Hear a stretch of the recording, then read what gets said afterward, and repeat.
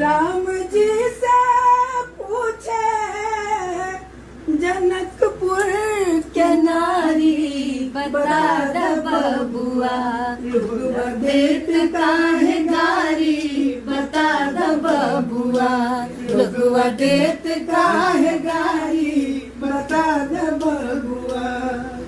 ई बूढ़ा बाबा के पकल पकल दाढ़ी, ई बूढ़ा बाबा के पकल पकल दाढ़ी, देखन में पातर, देखन में पातर, खाए भर थारी, बता द बबुआ लोगवा देत काहे गारी, बता द बबुआ।